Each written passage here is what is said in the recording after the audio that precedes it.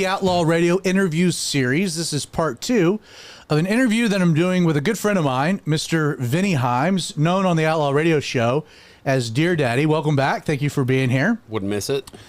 So when we were together last week, it became clear about 2/3 of the way into the show, into the interview, that we were just going to need more time. And so we kind of left things off with a bit of a cliffhanger.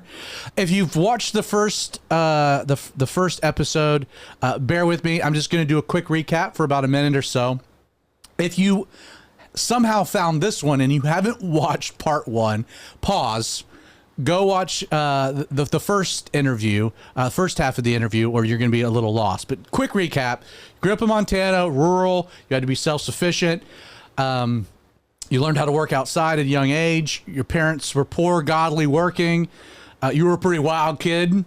And you were brought under the wing of an older gentleman by the name of Bill, who not just taught you about being a man, but also taught you some important things about the Lord.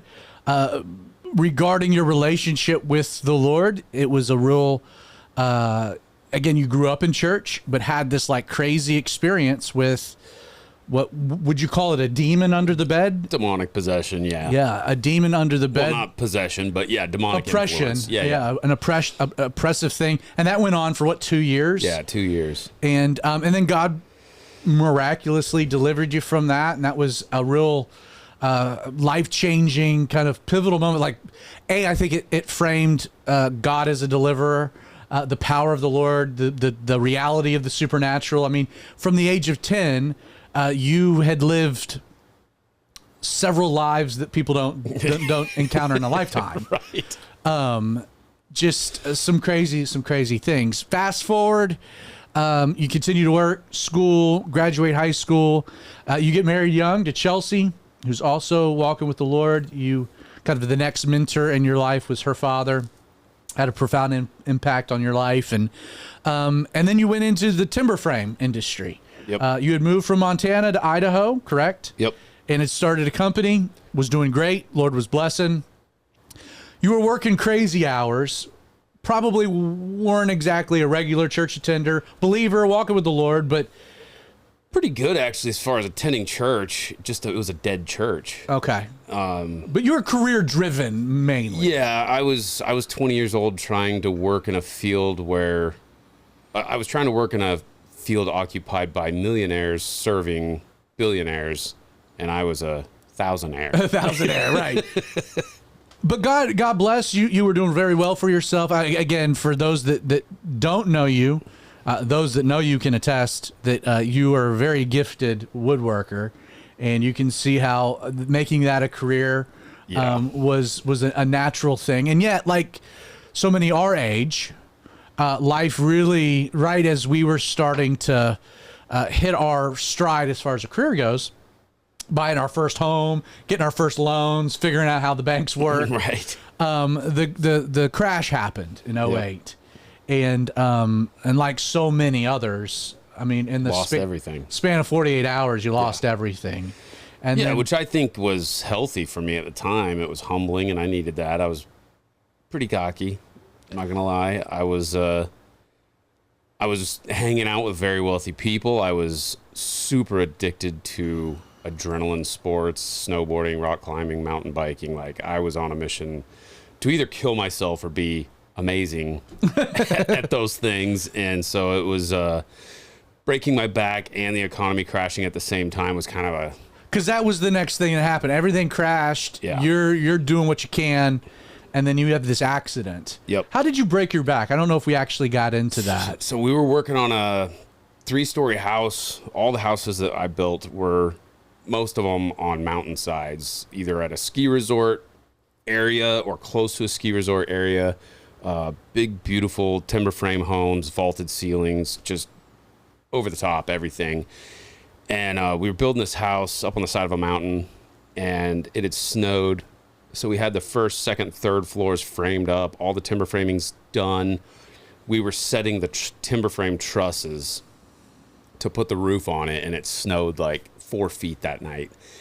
And so we got to the job site early in the dark, and I told the guys, you know, hey, everybody grab a shovel. We got to shovel out this 3,000 square foot third floor. We got to get the snow out. Yeah, Right. so we could move scaffolding around and stuff like that. So there was a double bay patio door framed out, no deck existing yet, but the doorway was framed.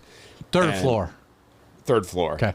And so we were shoveling the snow out, and 4 feet of snow is a lot. It's very heavy. So you would start obviously by the doorway and work your way back into the room. But by the time you're way back in what would be the kitchen eventually, it's 30, 40 feet to the doorway. And so you'd have to get this snow like moving, like get some momentum behind it. And You're sliding it out. we got a system to where we would stop about 10 feet from the door, and it's slowly polishing the slush into ice.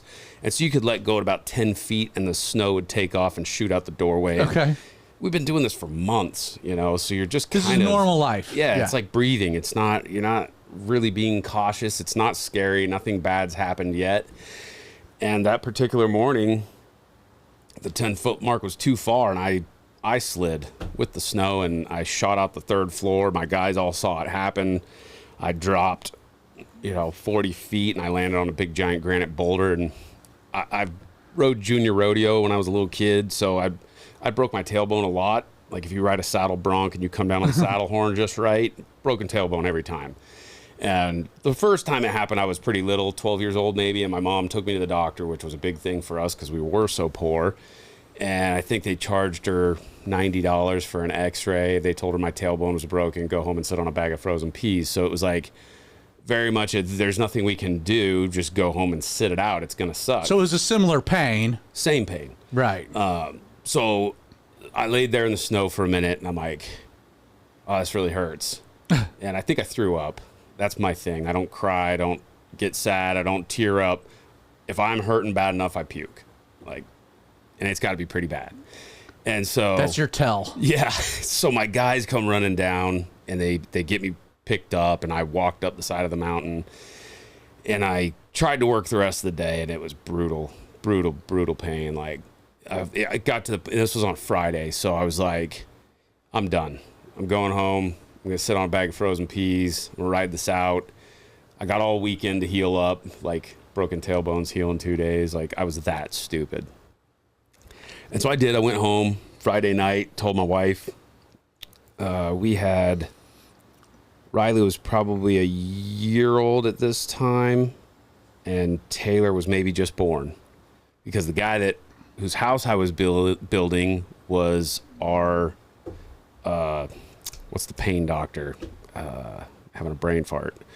He did Chelsea's epidural. Okay. So I'm building his house, and then we go to the hospital to have our second kid, and he walks in the room, and he gives her her epidural, and we sat there and chit-chatted about his house and stuff. And so small chat over the epidural. Yeah, and so, I called him immediately, and I was like, look, I fell off your top floor. I landed on a rock. It hurts really bad. I may or may not be on the job site next week. And he was like, well, you should really go down to the hospital and get checked out. I was like, I'm fine. Broken my tailbone before. It's what it is. I sat around all day Saturday. Sunday morning, we got up to go to church, and I knew we were going to be putting hardwood floors in his house that week at some point. So I needed to thaw these frozen floors out. So I was loading these big diesel-powered torpedo heaters in my truck Sunday morning before church, and I'm wearing my cowboy boots, and it was icy in our driveway, and I'd already carried 3 of these things out there pretty cautiously. I'd throw some salt down. And about the 4th diesel heater I'm carrying on my shoulder, and these things probably filled up with fuel, probably weigh about 80, 90 pounds. And the 3rd, 4th one, I'm carrying it out there, and I slipped on the ice. And I took all that weight straight down my spine into my tailbone a second time within 2 days. And I was done. I didn't go to church. I stayed home, threw up in the bathtub for an hour because the pain was so bad. I mean, it was so bad I was seeing spots and thought I was going to black out. So pretty bad pain at this point. I'd never drank really at this point in my life. I didn't, I'd get a case of beer. It would last me about a month and a half, 2 months. Didn't really think of that as a pain remedy. Went to work Monday. I picked something up. I think I picked my tool bags up to put them on, and just the weight of my tool bags hanging on my waist, I blacked out. I woke up, my guys had drugged me to my truck, got me in my truck, buckled me into the back seat, and they were in the process of driving me to the hospital when I came to. And they took me down to the hospital, got me checked in. I didn't really talk to anybody. I was kind of in and out. The pain was really, really bad. I just remember my ears ringing, and they kept trying to ask me questions. I just couldn't like hear what they were saying. And I knew something was maybe not right, because I'd never felt that kind of pain before. And I've been hurt a lot. I'm snapped my Achilles tendon snowboarding. I broke this arm to the point the bone punched through my arm right there mountain biking. Like, I've been hurt a lot. And I got a really good pain tolerance, like maybe but too good. But this was different. This was different. Like, this was messing with my head. And I was in and out of consciousness, and like losing focus. And so the doctor comes in, they put me in the machine, slide you in, you can't breathe or move, MRI. MRI, yeah. So they did an MRI. I'm sitting out in the waiting room, and the doctor comes in, he's like, "You have a broken back." And I just remember freaking out in my head. I was like, I don't have time for this. Like, I had 3 houses going, and these are multi-million-dollar homes. And you're trying to recover from the crash, and you got 2 babies at home. Yeah, and so I told John, the doctor walked out to go talk to somebody else, and I looked over at my buddy John. I was like, let's get out of here. I don't want to be here anymore.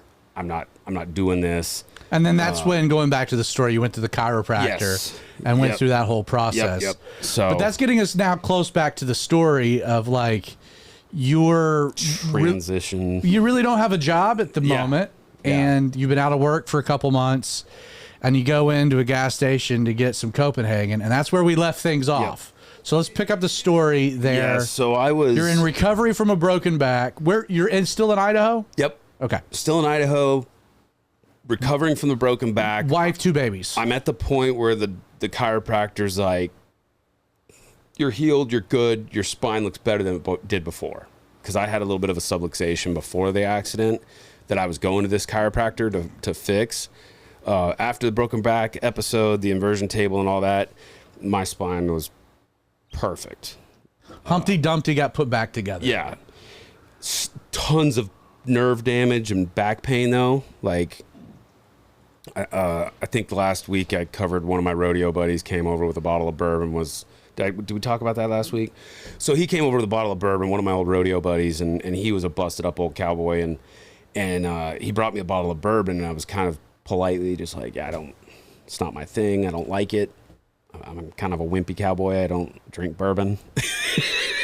And he poured me a glass, and he was like, man, he's like, do they have, when I first broke my back, he was like, they have pain pills, and they put me on oxycodone, but it messed me up. Like, I get super hyper, like couldn't sit still, and I'm supposed to be sitting still, itchy, like wanted to claw my own skin off. So second day I flushed down the toilet. And so I'm just like raw dog dealing with this pain, and it is rough. It's brutal, right. And so this old cowboy comes over, and I was actually in the middle of a timber frame project for him at the time. So he was halfway checking on me, halfway like, hey, when are we going to get back to work? And he brought me this bottle of bourbon and poured me a glass. And it was like, a couple of fingers. And I sipped at it. And at the end of the glass, it was like, I think I slept for the first time since the accident. So that was kind of my introduction to bourbon. 25 years old. Broken back. Old rodeo cowboy. Yeah. And so never did just drink to get hammered, wasted or anything like that. But it was a nice kind of a natural remedy that wasn't heavy narcotics prescribed by a doctor. Yeah. Right. And so anyways, I was during all of this time in Idaho. At this point, we've been in Idaho for 5 years, successfully running a business. The economy crashed. We kind of made it through that. Like, I remember all my framing and rough carpentry buddies going out of business. I remember all the sheetrocking guys going out of business, the painters, all those guys were looking for work, and I was kind of like oblivious to it all. I was so busy, and I had so many big projects going. I didn't really know what was going on. It wasn't until the big bank bailouts, that's when the really rich people lost all their money. Right. And that's when I felt it. So it was closer to 2010-ish. Okay, so it was delayed. Yeah, it was a little delayed for me because I was in a really niche market. And so it was really mind-boggling because I didn't know anything about the financial world. I was just a super naive young kid. I thought if I just worked really hard, there would always be money. And then that was true for a long time. And so, the broken back kind of did me in. That's where I couldn't work through the failing economy. And that's where I was trying to pick up light work just for something to do. And one of my guys that I was trying to keep on through all this was rolling a beam over, and I went to help him, and we picked it up together, and he dropped his end. And this is like a 20-foot long 12 by 16. This is like a 900-pound beam. So it snaps back on you. So all the weight comes down on me, busts through my hands, and completely pulverizes my left foot, like broke every bone in my foot. So we have no money. I have a broken foot. I'm just coming off a broken back. I hobble into this gas station on crutches with a cast on my foot. And I run into one of my acquaintances at the time. I was doing diesel stuff as a hobby. So I would work a 10 or 12 hour day timber framing. And then I would go hang out at my buddy's diesel shop till 1 or 2 in the morning and just install clutches for free and do head gasket jobs for free. And I enjoyed wrenching and tinkering on things and pulling engines apart and putting them back together. And I'd been doing that for 5 years. And so I'd been working on this guy's truck. He'd moved up from Las Vegas to northern Idaho, wanted to get his kids out of the school system in Vegas. And so he had called me to ask if I could work on his truck, and I didn't answer because I had a broken back and a broken foot at this point. I'm like, I'm not working on trucks.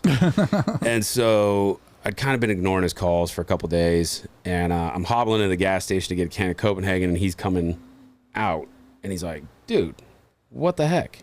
Like, you just, broke your back. What, cast and crutches? And I'm like, tell him the story. He's like, bro, you need a new career. Right. And I'm like, well, there's not a whole lot of careers that are going to pay a 25-year-old kid $100 an hour. And that's what I was making at the time. So that's a hard adjustment to make because the lifestyle is $100 an hour lifestyle. The house, the mortgage, the cars. Yes. Yeah. All of a sudden it's like snap back to reality. Like, what are most 25-year-olds doing? They're, working a blue collar job or whatever. And so we're gaming in the basement. Yeah. And so he politely offers to have me come down to the office and maybe help out with some phone calls. And they were running an online retail store selling diesel performance parts specifically. And so me coming from a technician standpoint into sitting behind a desk, like I made fun of those people my whole life up until this point. Like, who sits behind a desk, The guy with a broken back and foot. Yeah. And so I go home and jokingly tell my wife about it. Like, can you imagine me working at a diesel place? And she was like, she broke down bawling. She's like, I will take anything at this point. I don't want to raise these kids alone, and you are on a surefire path of destruction, which is going to end in death.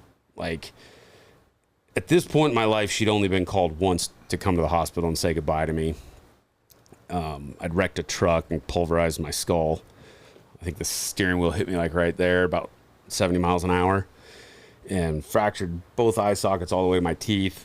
That's why this tooth's all crooked. It used to be perfectly straight. I had a mountain lion claw necklace from the first mountain lion I killed when I was a kid on a gold chain. And when I hit the steering wheel, it flipped up and stabbed through my chin and was embedded in my face. So when that happened, I had a severely broken nose. So the ambulance ride to the hospital in the middle of the night, we hit black ice. It was October 31st, Halloween night. I'd been elk hunting in Montana all day with her dad. I think there's an episode where you've told this story. Yeah, and so we're coming home in a brand spanking new truck. I bought a brand new Super Duty, and I made her drive because I was just wore out. I hiked 30 miles that day and packed an elk out. And so she's driving. I wake up. She's bawling. I'm like, what's going on? She's like, I just about wrecked your brand new truck. And I'm like, what are you talking about? She's like, it just slid sideways. I'm like, it was 70 degrees out today. Like, I went hunting in shorts and no shirt. And when I got out to switch places with her, I about ate it because it was just sheer black ice. So you couldn't really drive fast because you couldn't get enough traction to go fast. But we hit a hill, and I was like, I'll just coast down this hill. I'm in four-wheel drive. I don't have snow tires on because it's not officially winter yet. I think I had the Michelins that came on the truck brand new. The truck was like 3 weeks old. And so I wrecked the truck, pulverized my face. They're like, well, your nose is so severely broken, you got to come back. Like, we can't do surgery. There's so much swelling. Both my eyes are black and swollen shut. So we went back to Idaho after this, and I laid up, and we were living in a camper at that time. and I laid up for a couple of days and went back to work and never went back to the hospital.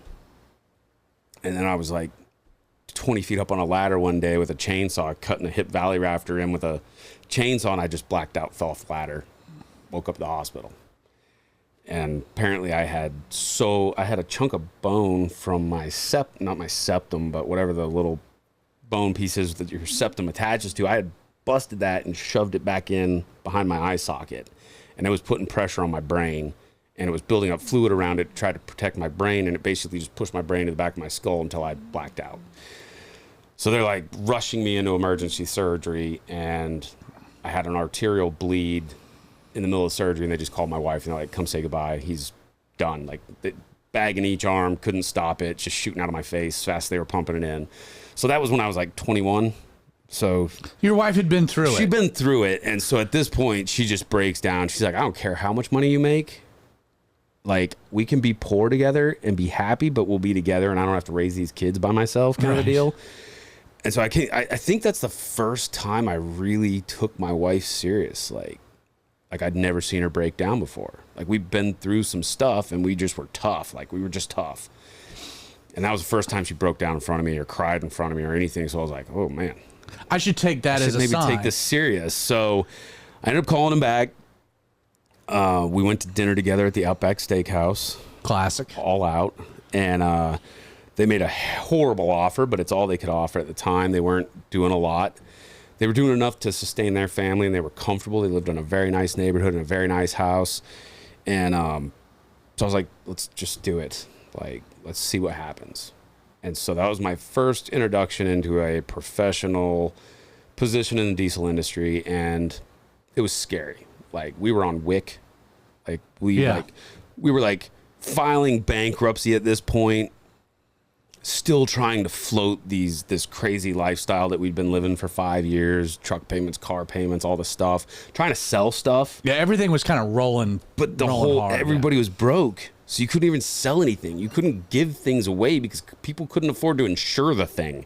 Like, that's how broke the economy was. And so it's just a weird time. It was like I'll let this $50,000 truck go for 16 grand if somebody will just take it so I can like make the last payment. And that wasn't, you couldn't do that. And so we were super broke. They started me at $17 an hour. I was a little apprehensive because they were Mormon. Okay. And I'm non-denominational Christian. You're not Mormon, you're Christian. Yeah. And so I was worried that was going to be a spot of contention. It never really was. But I found out on accident that I'm really good at sales. What year would this be? 2009, almost 2010, okay. Fall of 2009. So we should let me add a little historical context that does play to this. That is when the internet is becoming more like the internet we think of today. Yeah. Like earlier internet was not internet like it is today. So there was a whole different deal. And I think it was 2008. What year was Facebook launched? 2008. 2008. Yeah. So like 2008, Facebook's launched. And at the same time, you have the first, iPhone coming out. Yep. So like on the what you could do on the internet and with social media had completely changed the game. Yeah. And you're coming into a sales position as a younger guy with some familiarity with the internet. Yeah. And that plays a role within your story. Huge. Yeah. So I'm not a computer guy. I'm a chainsaw and horses guy at this point in my life. And so my wife made me a Facebook account. She made me a MySpace. Okay. And it was like pictures of my truck coming out of a mud hole, shooting giant rooster tails in the air. And then so you had the two pictures on the side. And you were friends with Tom. Yeah. Right. And it was two pictures of my truck coming out. And then you had the faded picture in the middle. And that was a picture of me in a cowboy hat stirring bacon on a campfire. Like, that was life. And so I'm not a computer guy. And like, I didn't know how to type. I didn't know how to check my own email. Like, I was the guy screaming at my wife to check my email because I got a notification and I don't know how to make it go away. And so that was me going into sales in the diesel performance industry. And so the guys introduced me to his office, very new office. They've moved out of their living room. They've been doing business in their living room, husband and wife at this point for years. And it was okay and it was working, but they were kind of at the point where they either had to grow or just stay small. Right. So they moved into a little tiny office space. I'm talking the size of this area that we're sitting in. This area's huge. Yeah, him, his wife, her father was doing shipping, and I'm like trying to figure out where to put another chair. And Because you're now the sales guy. Maybe. We don't know. Okay. This is day one. So I get in there, and he answers the phone, and he was like, you know, he's kind of like, hey, I got a new guy here. Do you mind dealing with him? And so he's like in the middle of trying to show me how the website works, and I'm just like data overload. Like he's talking about like HTML code and how to process orders, and I'm like, what is that? Like at this point, I'm like a ticket. Like I could write on the forums, and I frequented the forums, but it was like my wife would go to bed at night, and I would sneak back out to the living room, turn the computer on, and I would find cumminsforum.com because I was trying to learn how to work on my own truck and stuff. And so I was familiar, but I didn't know what I was doing. Yeah. And so he just Major learning curve. Yeah, he just throws me on the phone with this guy, and I'll never forget. It was an older retired police officer or sheriff from Las Vegas. And this company had been based in Vegas before, so they still got a lot of calls from Vegas because people thought they were in Vegas. And so this older retired officer calls, and he's bought a 2008 Duramax. He wants to buy a camper, and he wants to spend his summers in Alaska with his wife and his dog, and then come back to Las Vegas in the winter. And so he's like, what do I need to make my truck tow this camper better? It's a dog. Like, I can't even get over this one mountain 35 miles an hour. It's terrible. And I was like, ugh. I was like, you could do like tuner intake and exhaust, and that's going to get you 100 horsepower. But the problem is Duramaxes run hot. And so I'm like educating this guy. I didn't talk to him like he was stupid. Like, I like teaching people. So I always look at everything as like a learning thing. And so I was like, so you could do this, this, and that, but then this is going to get hot, and then your transmission's going to blow up, and then this is going to happen. And he was like, well, I don't want to deal with any of that. And I was like, yeah, it's kind of that's lame. All right. That's kind of bummer. But, you know, if you buy the tuner intake and exhaust and leave the tuner on like level 3, you'll be okay. He's like, I don't want to be okay. I want to use level 5. And I'm like, yeah, that's not going to happen, dude. And he's like, well, doesn't somebody make like a better transmission? I was like, oh, yeah, but they're $10,000. Well, okay, throw that on the order. I'm like, I looked over at the owner. I was like, what? I had the guy on speakerphone, so if I got in trouble, he could kind of step in and help me. So by the end of the phone call, I sold this dude like $30,000 worth of stuff. Built transmission, better turbocharger, better injection pump, better set of injectors, better intercooler, high flow exhaust man. I mean, it was a huge order. And that was your first? My first. And he was like, we hung up the phone, and I'm like hand writing all this stuff down because I don't know how to use the computer. So I'm like just writing part numbers on a piece of paper with a price next to it. And he looks at me, he's like, you're not going anywhere. Like, we're going to take this thing to the moon. And I was like, okay. and the only reason I knew all that is because I've been building trucks for years. But prior to that, this company was only selling tuners, intakes, and exhausts. So they weren't, they weren't tied in with all these big ticket items. They had availability of them. They just weren't utilizing it. And you brought in a particular expertise that, come to find out, was marketable. Yeah. So much so that, like, when the people would buy the parts, I would tell them, like, hey, call me back when you get your parts, and I'll tell you what tools you need to install it and what procedure, because the instructions suck. I've read the instructions. They're terrible.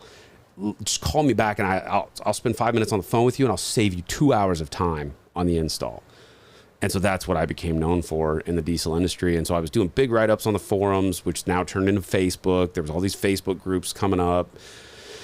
LBZ Duramax groups, 6-7 Power Stroke groups. What gets you out of Idaho? Let's move let's get you to Georgia. So ultimately, we blew that company up with social media marketing. I looked at Facebook as free marketing. That's all I saw it as.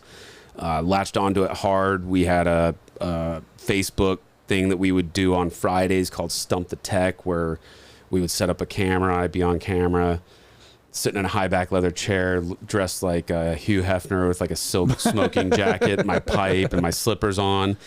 And my buddy would set up his laptop in front of me off camera, and people would ask us questions on Facebook, and then he would Google it. It would come up on a monitor, and I would just read it. It was kind of super lame and cheating, but everybody thought I was super smart because there was like no question they could ask me that could stump the tech. And that's what we called it, Stump the Tech.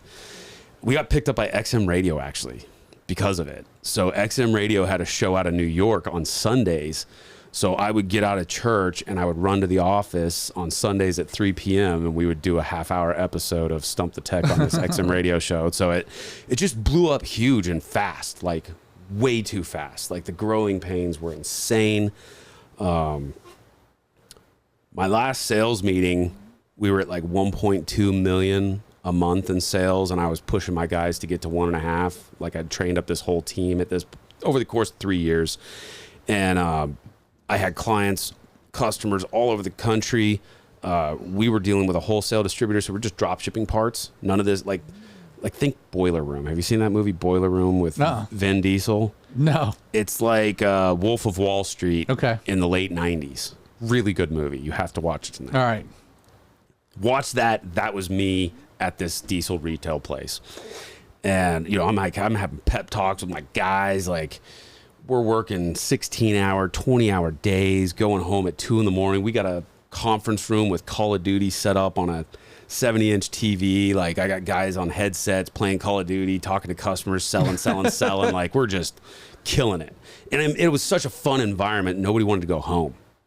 So my wife hated it because she's got all these 20-year-old dudes hanging out at the house, and we're all revved up on Mountain Dew and selling like crazy. And she's like, why don't you go risk your life timber framing again? And I'm flying out to diesel shows on Friday night. I'm flying home dog tired on Sunday, back to work 6 a.m. on Monday.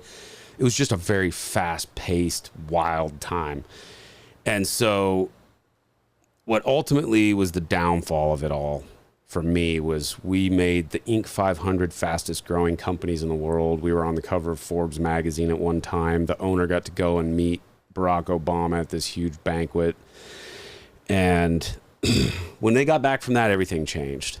It was like somebody that he'd talked to there, like he was telling them about this lifestyle that we'd created and how we were so successful. And whoever he talked to there, I never really got to have the conversation, but it was like, man, that's BS. Like, if your guys are having fun, something's not right. Like, those guys should be making sales within 5 minutes. If they're not, you hang up the phone on that customer and go to the next call. And so that was the attitude that he came back from that with, was yanking phones out of people's hands, hanging them up. So the culture changed. Yeah, terrible. Like, we were no longer taking care of customers. My motto was always, my thing that I trained my guys with was always, I don't care if you're talking about a $5 air filter sock, which is like the cheapest part you can buy for your truck, or a $50,000 race engine. You take every single person and treat them the same, because that guy buying an air filter today could be buying a $50,000 engine tomorrow. They're going to remember the experience. And so that's how I trained all my guys, and that's how we did it. And that's why we set up Call of Duty, because I didn't want them rushing people off the phone. Like, hey, if you're stuck on a long-winded call, grab a controller, go play some Call of Duty. Don't, like, talk to the guy. He's 70 years old. He just got a diesel truck. Like, he's going to be dead in 5 years, but at least you treated him good, and he's going to spend a bunch of money with you. Right. And so that's what we did, and that's how it worked, and it was very successful. So the culture changed, and then what happened? I didn't want anything to do with it, so I left. I quit. Went to a very small mom and pop shop north of Seattle, Washington. Really so you moved out of Idaho. Yep, moved out of Idaho. Riley was just going into kindergarten at this time. Taylor was 3. So Riley's going to kindergarten just north of Seattle. I'm trying to help this shop that's like stuck 25 years in the past, still writing paper tickets and stuff.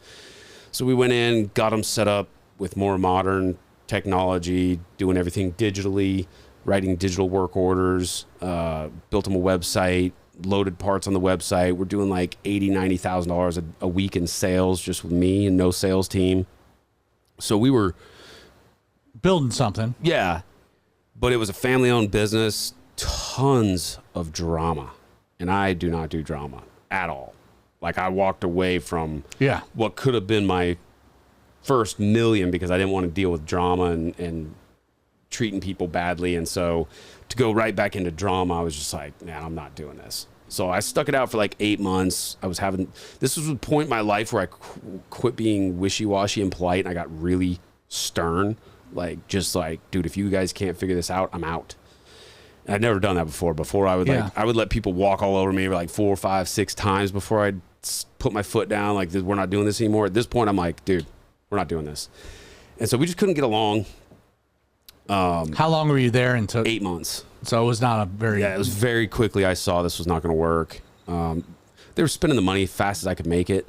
Like, if we did 80,000 in sales in a week, they would go spend 100 on the weekend, and they'd be like Monday morning, like, you got to make 20 grand a day. I'm like, that's not how any of this works. Like, that 80,000 in sales, 80% of that has to pay for the parts that I sold. 20% of that is profit. So it was just financially terrifying. Like, it was bad. Like, knockdown, drag out fights. So how'd you get to Georgia? So one day Chelsea comes home. I get in this big fight with the owners of the shop. I come home. We're living in their garage. Like, I was promised a house if we made this move. And then all of a sudden it was like, oh yeah, well, we'll see what you can do first so you can live in our refurbished garage. And if you make us a bunch of money, then we'll follow through and get the house that we promised you. So that was just bad right out of the gate. And so I get home from work and I tell my wife this whole thing. I can't even be in the house because the people that I just got in a huge fight with are in the house. And I'm trying to have a husband-wife conversation with my wife. So we're out on the deck. I'm like, this is bad. And my wife's like, well, on top of that, there's this. And she hands me this flyer that I'm supposed to sign off so the school can have a talk with my 5-year-old daughter about one of the little boys in her class and why he has 2 dads. And I blew a fuse. I was like, I'm done. I'm not living here. I want out of this place. And right then, one of my very good clients, Sodom and Gomorrah doesn't need a diesel shop. Yeah. And so one of my very good customers from the previous place that I worked called me on my cell phone right then. I really try morally and ethically to not take customers when I leave one business and go to another, but there's just some people that won't have it. Yeah, they're connected. Yeah, I'm only dealing with you. I'm not dealing with anybody else. And so this guy calls, and he's like, he would always end the phone call. Like, he would order his parts, and he would always be like, yo, when you coming to Georgia? Or like, hey, when you going to move down here and help me with my shop? And so this particular night, Sport. His name's Sport, okay. And so this particular night, he's like, he gives me the parts that he wants, and he ends the phone call with, hey, we found a new building.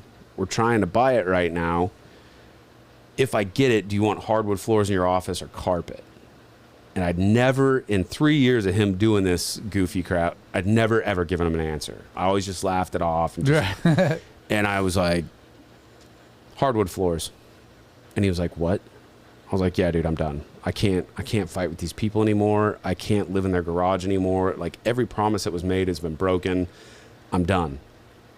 And so my wife's like, who was that? And I was like, I was Sport. And she's like, did you really just take the job? And I was like, I don't know. I don't know where it'll go. As far from Washington, Seattle as you can get, right? Yeah, literally. And so I still wanted to help these people.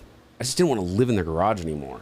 And I didn't want to be like eating dinner with them and breakfast with them and then arguing with them for 10 hours. Like, I still wanted to help them professionally. I just didn't want to be stuck with them. And so I felt like this was a move that, I could get as far away from them as possible and just help them over the phone, help them online, keep doing what we were doing. Maybe have 2 incomes, maybe get a little financial freedom for once, because we were still living pretty broke, paycheck to paycheck. And so my wife and I flew down to Georgia that weekend just to see if we could like it here, because we were like doing some Googling and we were talking to some friends that had moved here from Colorado. And everybody's like, you're going to hate the bugs. But you had no problems with the bugs from Montana. I don't even know what you people are talking about. Right. There are no bugs in Georgia. Right. Like, minuscule at best. And so that was the only thing. So I was like, I could deal with the heat. Like, the humidity sounds fantastic, because ever since I crushed my skull, I'm having these massive nosebleeds. Like, it would get so dry up there. Your fingers tips split open. Your lips are always chapped year round. Like, there's just no relief because there's no humidity. Give me humidity. This is the perfect environment. Yeah. And so we flew down here for the weekend. I instantly fell in love with the people. Yeah. Like, the people here reminded me of the people I grew up with in Montana before Montana got invaded by California. And so it went from, like, when I was a kid, you would wave to people when and they the would locust wave back. when the locust came from the west. And then by the time I left Montana, I didn't think I would ever leave Montana because I loved it so much. when I left Montana, you would wave at somebody, they'd flip you off because that's California. And so we left Montana to get away from California, and then California invaded Idaho, and then we left Idaho to get away from California, and we found out California had long ago invaded Washington. And so Georgia was as far away from California as we could get, and that terrible, rude mentality. And so we instantly fell in love with the people here.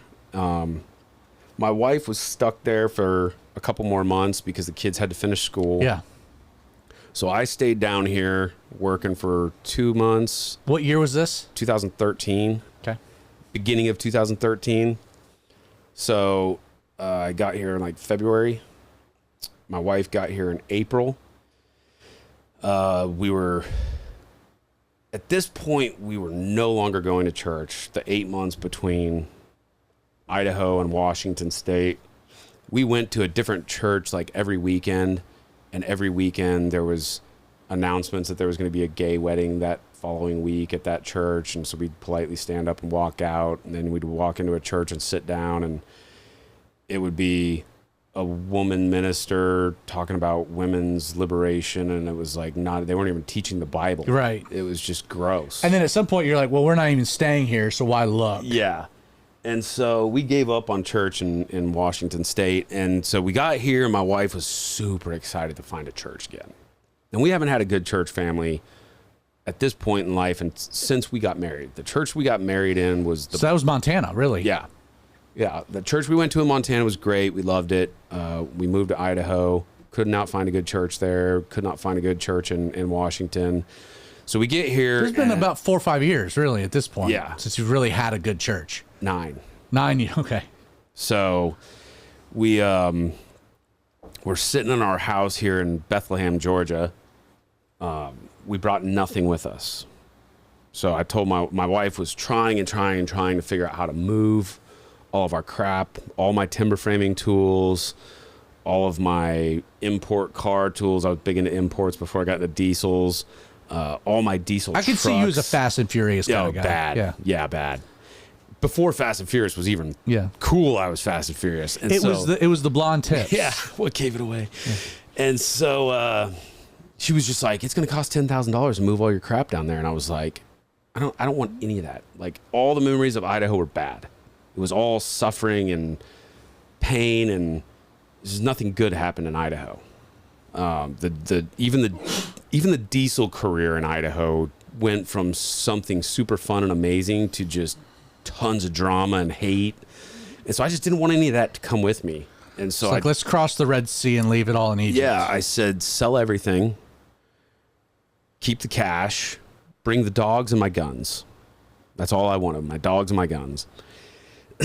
So they loaded up the dogs, the guns, and the kids in her mom's minivan. Drove all the way down here.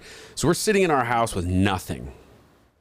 We got a box of cash, and Sport gave us this raggedy old leather couch that was falling apart and a leather chair. Let me before you get that direction. The other big component to you coming down here is it wasn't just Sport. He was married to a saint of a woman. Yes. Angie.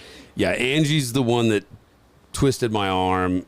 Sport made the jokes about me coming here, and then when I finally committed, Angie's the one that saw it through, took care of moving expenses, what few we did have, moved us into our house, gave us dishes, gave us furniture, made our empty little house a home for us very quickly at no expense to us. Yeah, I don't want the story to turn into a Leadfoot Diesel thing. Right. But I wanted to at least bring Angie into your story because I knew that she meant a lot to you and Chelsea. A lot, yeah. And tragically, she went into glory from cancer, and that was a real hard thing.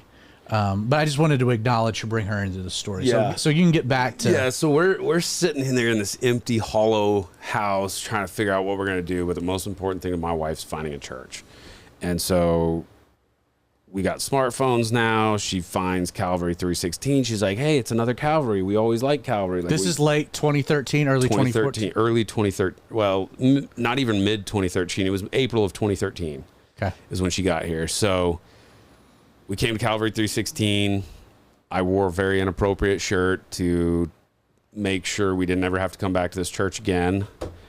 And you shook my hand and you said, "I love your shirt." And so here we are. But it's 12 years ago. I've met so many gross, fake, I'm not even going to call them Christians because they aren't. Like, if you got the Holy Spirit living in you, there is not an opportunity where you run somebody out of your church, whether they have earrings or tattoos or meth teeth. It doesn't matter. Or inappropriate booby t-shirts. Yeah. Like, they're there looking for a hospital for their soul. Like, they should be welcomed in until they give you a reason to ask them to politely leave, like if they're poisoning your church. Right. There are reasons. There are reasons, but up until this point, I'd only met fake, gross people in my life, and I didn't want to invest myself into another church. Like, I didn't want anything to do with Calvary 316. I just wanted to go there and leave. And we did that until you continued pestering me about coming over for New Year's Eve. So that would have been 2014 then. That was probably. 2014, and you somehow got my cell phone number. I guess we must have signed up, or my wife had put it on something. I'm sneaky. Yeah, and so you called me and you're like, "Hey, what are you guys doing for New Year's?" And I remember specifically thinking, "Not hanging out with you." Appreciate that. And so you said, "Well, we're getting together at the house. Bring your favorite bourbon and a cigar." Got a bunch of church people coming over. It's gonna be a blast. I was standing on my porch and I looked at my wife. She's like, "What?" I'm like, I covered the phone up. I'm like, "Pastor Zach just said, come over and bring my favorite bourbon and a cigar." And she was like, "What?" I was like, "Yeah." And so I really decided I was going to piss you guys all off. And I brought a whole entire charcuterie board of homemade venison pepperoni sticks and venison summer sausage and venison jerky. And you guys gobbled it up. We ate it all up. Yeah. And wanted more. Yeah. So we were your people. You just needed to learn that we were. Yeah. And so it was like I found my people in the last place I ever expected. But the best part about moving here is I found my relationship with the Holy Spirit. Yeah. So that's what I wanted to. That's perfect transition. It's like you do this. It's like you do this. Perfect transition for really kind of wrapping up the episode, because again, your walk with the Lord is you had this very there was a real supernatural origin. Mm-hmm. Like your relationship with Jesus was realer than most because there was a demon in the closet. Yeah, and people would make fun of my faith or make fun of me for reading the Bible or make fun of me for going to church, and they would always come at me with the super lame atheist things like, "Oh, you just got to find something bigger to believe in because you have no blah, blah, blah." And you're like, "Dude, there was a demon in my..." There was a demon that lived in my closet, and it wouldn't leave me alone until I cried out to Jesus, and the thing left, and it didn't have the power to come back. That's pretty awesome. Yeah. Like, you're not going to talk me out of my faith. Like, it is unwavering and untouchable. And yet, we read in Scripture that even the demons believe and tremble. Yeah. So it's more than just that, the knowledge of it and the belief, the faith in it. And I mean, you were a believer, you walked with Jesus, you had this crazy journey. Yep. But again, I think, and you brought it up, is that there's a difference between this Christian experience with or without the power of the Holy Spirit. Yeah. And there's a lot of people that are trying to live this thing apart from the power to do it. Yeah. And for a season of your life, that was probably very descriptive of yourself. Yep. And yet there was some things that really opened it all up to a whole new world. So I'll let you speak to that, and then we'll wrap up our time. Yeah. So it was, Bible study was lame. I didn't do it. My mom and dad got up every morning and did the daily bread, and I tried it. It was super lame. I just didn't like it. I read the Bible front to back 4 times through high school. I used the Christian Liberty Academy curriculum out of... But this is why I wanted to spend as much time, though, as we did about how you grew up. Yep. And kind of like your origin story. Because it's like, that's not like somebody could hear you say that and perceive that as a knock, that those things are somehow bad. Yeah, no, it was just the way I grew up. It was never... You're wild out in the woods. Your life is experiential. It's not in a book. Yeah, I was experiencing God out in the woods, and getting attacked by mountain lions. Like the Holy Spirit was looking out for me. I had a whole sixth sense. That you can call it whatever you want to call it. It's the Holy Spirit. Like the hair on your neck doesn't stand up when an animal you can't see or hear is creeping up behind you for no reason. Like that's divine. But my point is like people got to realize that like, hey, morning devotions are a good thing. Like reading your Bible is a good thing. Like there's and I'm there now. Yes, but it took hearing you unpack the scriptures the way you unpacked them. Before I came to church here, I didn't care about the Bible. I didn't care about Bible study because it was just like reading and it didn't make sense to me. And I was like, yeah, this is lame. I'll just go talk to God out in the woods and be a good person and work really hard and help people. And when I started listening to your preaching, it was like the Bible came alive, and all of a sudden everything that I just like skimmed over or read through made sense. Yeah. And it made me want to dive deeper into it. And so I found a really, really good app years ago on my phone called the Bible app. And I think now it's called, they changed it very recently. But it's just, it's got some really, really good Bible studies on it for like men. So now every day I get up and I do a Bible study in the morning with a cigar and a coffee out on the deck. And I got a bunch of diesel shop owners that I've met through my 20-year career in the diesel world. And so I invite all of them. Some of them are Christians, some of them aren't. Some of them have joined my Bible study and become Christians, and some of them are still asking the hard questions. But it's doing this on Wednesday nights has pulled me in a lot closer, and going to church at C316 has answered a lot of the questions that I was struggling with. And at 35 years old, I got a very rude awakening that I was not allowing God to work in my life, and I was trying to work in my life. And so at 35 years old, I gave it all up. What was that? I mean, well, you know my reputation around town with Leadfoot Diesel. Like I worked so hard there, everybody thought I was the owner. And so I'll cover that. You move to Georgia, you go to work for Sport. Yeah. It's Leadfoot Diesel Performance. Yep. It's a big shop in our town, Monroe. And you did. You were Sport's good guy. His wife, blessed. There were business things. Again, we don't want to get into all that, but so it was basically Angie passed away and Sport didn't want anything to do with the shop anymore. And so he was just like he came in one day and there was an interaction with a customer where we changed the customer's oil, and then the customer's messaging me on my private Facebook page over the weekend saying that we blew up his motor and we owed him a motor. And I was like, send me a video. And he sends me a video, and it was like very clearly a cracked piston, like it's like cheebing exhaust out of the crankcase breather. And I was like, buddy, your 495,000 mile motor just gave up. It didn't do it because we changed the oil on Friday. Right. Like that was something that was coming down the pipe for many, many years. It is what it is. It sucks. It's coincidental. But we're not liable for that. I was like, we did not take 10 hours to remove your cylinder head, take a chisel to a piston, put the cylinder head back on, and only charge you $189 for an oil change. Like I was a little bit smart-assy about it. And he showed it to the shop foreman at church on Sunday because they went to church together. And the shop foreman told Sport about it and basically was like, you got to fire Vinny or I'll quit, because he can't talk to customers like that. And so Sport came up there to fire me because one pissed off customer, and I told him, I was like, dude, you got 2,500 five-star reviews with my name in them. You're going to listen to this one dude?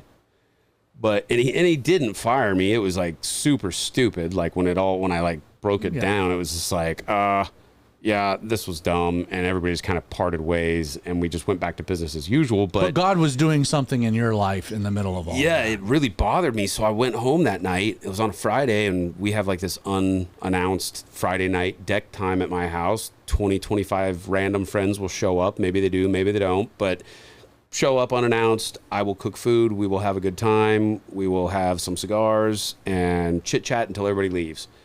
And so everybody comes over that night, the normal group of friends, and I'm kind of telling them the story. I'm like, this is BS. Like, I've built this company. I work nights and weekends. I get paid 40 hours a week, and I work 90 hours a week.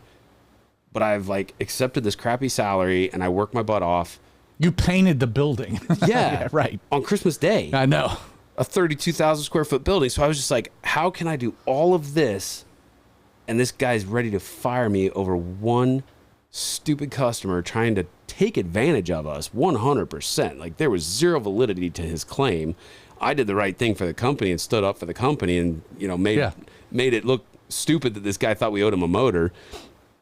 And so I'm sitting there alone on my deck at 2 o'clock in the morning. I cannot go to sleep. Like, this is bothering me a lot. And I looked up at the sky and I was like, what have I done to deserve this? And I'm so embarrassed to even admit that, because that is such a super lame thing to say. It sounds like King David. Especially for me. Sounds like King David, like, too. I'm not a wimpy, feel sorry for myself, victim type person. But that night I was being a wimp. And you're in your feels. I was, and I don't have very many of them. I think there's one. And you're in that one. I was in that one feels, and it was the loudest booming voice I've ever heard, only in my right ear. Like, to the point my right ear was ringing, and I was terrified. And it just said, "You've been working. You haven't let me work." And it was not fun, happy, feel good. I just talked to God. Like, I've heard those old women at church, like, God told me. No, Daddy yelled at me, and I was in trouble. And it terrified me. I did not sleep that night. I stayed out on my deck. I chain smoked like 6 cigars to the point I couldn't swallow or talk the next day. But I prayed for 6 hours straight for God to forgive me for being such a fool, for trying to run my life, for trying to control my life, all the fights with my wife about finances and just all this stupid stuff that was so obviously not going to work with me trying to run the show. And it was the first point in my life where I gave everything to God. And I'm not going to say it's been great since, but it's God working now and it's not me. Right. And the second I start to try to move back into that role, I don't care what day of the week it is. I might have a ton of work plan stuff, but it's like the second the Holy Spirit says, you're trying to do it again, I'll stop everything, spend the entire day out on the deck in prayer, bury myself in the Word, you know, come here and hang out with you guys, whatever. So Paul will write, walk in the Spirit and you won't fulfill the lusts of the flesh. Yeah. And so the question then, you invert it, you know, how do you not fulfill the lusts of the flesh? Well, you walk in the Spirit. Yep. And that's kind of the story of your life. A lot of Vinny making things happen, working hard, doing this, and then there's the pride, there's the self-sufficiency, and he's he's dropped you on your back, he's broken your foot. Like, there have been a lot of it forced God to tear me apart because I was so stupid, but not anymore. We're listening now. Yes, and your wife and you're in a great place. You've got a daughter that just graduated. Yep. So the characters of our story, all grown up. You've got one that just graduated. You got one that's going to be a junior. Yep. So God has blessed you, and I appreciate you sharing your story, and I hope if you've been watching, that you've felt blessed. Again, I think the moral of the story, these are just real people with real stories of the life with Jesus. You know, so often we get, the stories of famous people.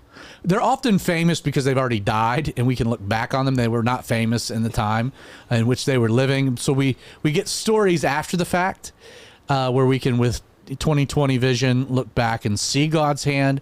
But I do think it's fun, especially if you know somebody or you're getting to know somebody, to hear their story, their walk with God, and to hopefully be inspired and learn lessons. For me, it's the greatest lessons you can learn are through the mistakes other people make, and I hope you feel that way, and that these interviews are beneficial in that way.